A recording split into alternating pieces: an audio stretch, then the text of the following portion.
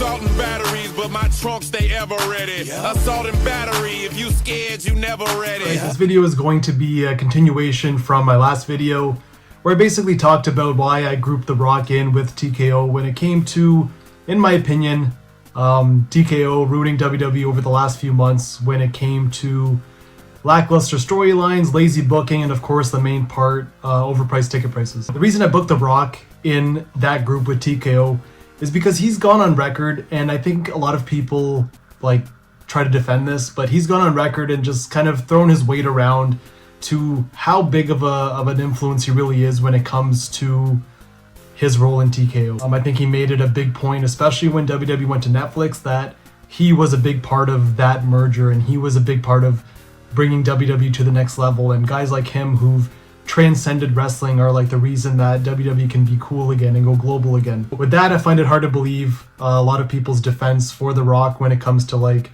hey, he's just focusing on movies now and it's Triple H that's kind of making it. That couldn't be further from the truth, in my opinion. I think at the end of the day, The Rock claims to be a guy who is who has his finger on the pulse. He's someone who keeps up with like storylines and he keeps up on social media. He knows what's cool and what's not.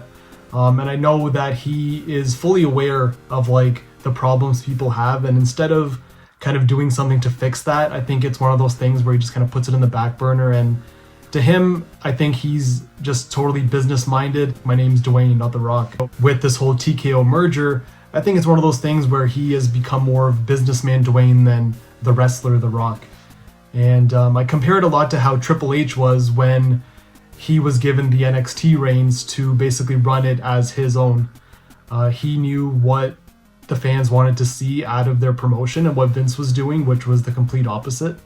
And he made NXT into something that transcended what Raw was and what SmackDown was, and it became, in my opinion, I think a lot of other people's opinion, the Black and Gold NXT became almost like an A show, quote-unquote developmental, with wrestling and storylines that were better than what was getting put on the main roster. And when you compare the two, it's like, yeah, The Rock is that inside guy who's been around wrestling his whole life.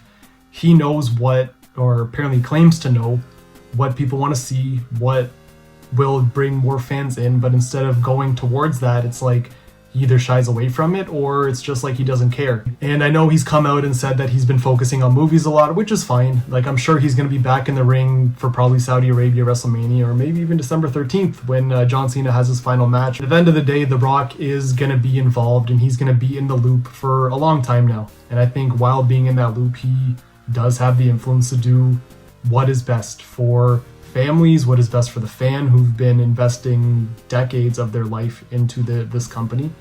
But you know, at the end of the day, like I said, I think we are just a business model. We are just dollar signs to them, and it's like how much money can we milk out of each fan? And oh, like this fan sits front row like every week, let's see how far we can push our price limit until he's not front row anymore.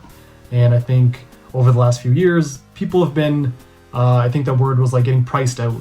But let me know what you think. Again, I know there's a lot of people that defended The Rock and how I'm kind of not being fair in that sense, but to me, I think if you're willing and able to do certain things and brag about having the ability to sway certain decisions, you have the ability to do other things and things that are right for the fan and for the families who want to take their kids to events and can't because you put your tickets at $500 a piece. So that's it. I'll see you guys in the next video.